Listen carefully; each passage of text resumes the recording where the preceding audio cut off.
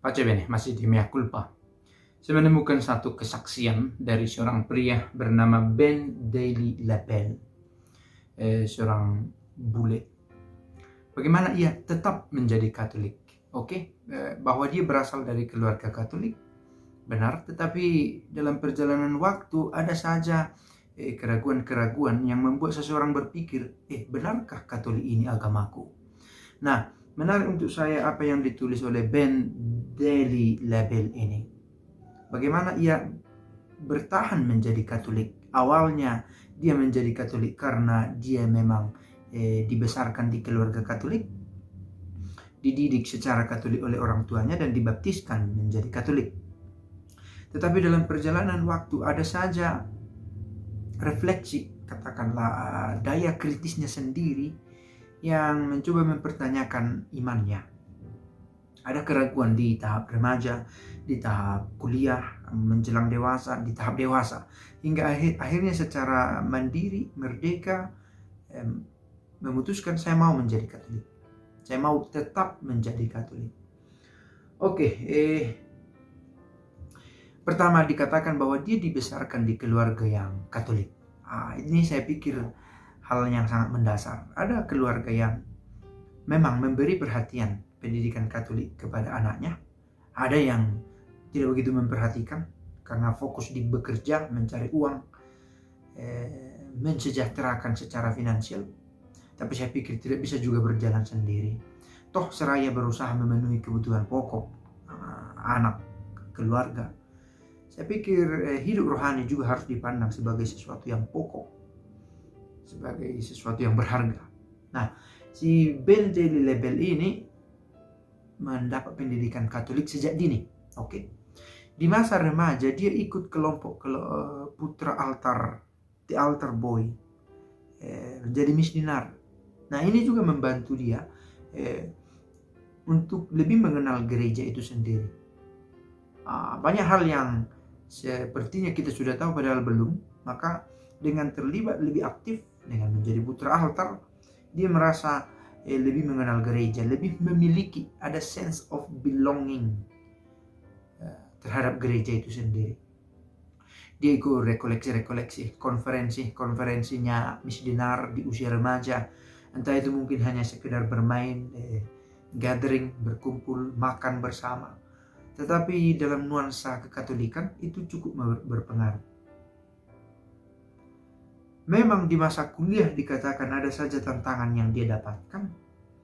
Tetapi kembali dia berusaha untuk mencoba mendalami hidup rohaninya dengan ikut komunitas-komunitas. Maka saya pikir saya kagum juga kepada orang muda, saya pun muda, tetapi yang hidup sebagai mahasiswa, sebagai pekerja yang tidak lagi kuliah atau tidak lagi sekolah, memberi perhatian ke gereja sebagai OMK, sebagai pengurus di lingkungan, jangan-jangan untuk mendampingi Asmika.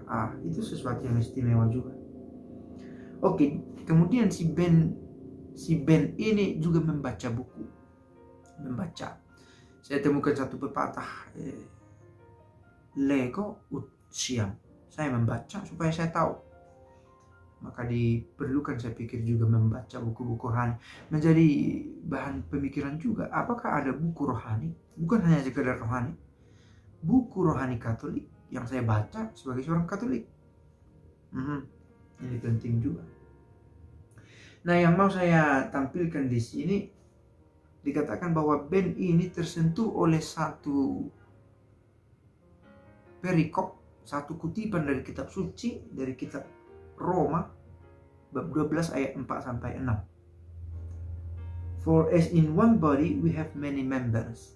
Sebab seperti dalam satu tubuh kita punya banyak anggota. And all of the members do not have the same function.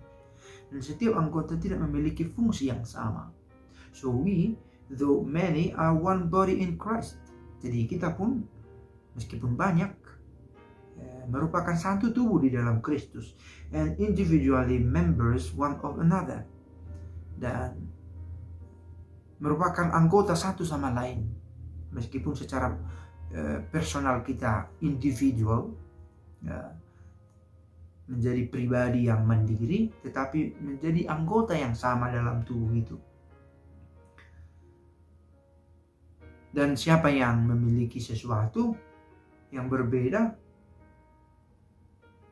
saling memenuhi kebutuhan satu dengan yang lain, saling melengkapi satu dengan yang lain. Dan Ben melihat inilah yang bisa ditemukan dalam gereja Katolik, yang menunjukkan universalitasnya dan unisitasnya. Dia menjadi gereja yang satu meskipun tersebar di seluruh dunia, dan kekasan-kekasan yang dimiliki setiap anggota tidak menjadi batu sandungan untuk terpisah, untuk terpecah. Memang ada saja godaan untuk menjadi pisah dan terpecah, tetapi kepemimpinan konsep kesatuannya bisa membuat gereja ini tetap utuh. Maka saya pikir kita juga dihadapkan pada pertanyaan yang memaksa kita beri jawaban bahwa saya tetap menjadi Katolik. Oke? Ada kecenderungan orang berpikir bahwa orang Katolik itu gampang pindah agama. Maka saya pikir memang jawaban ini pantas dijawab. Pertanyaan ini pantas dijawab. Mengapa saya tetap menjadi Katolik? Oke, bukan hanya orang lain mau menjadi Katolik, itu yang penting, tetapi juga merawat yang sudah ada ini. Dan ini pekerjaan bersama di dalam gereja. Pace bene.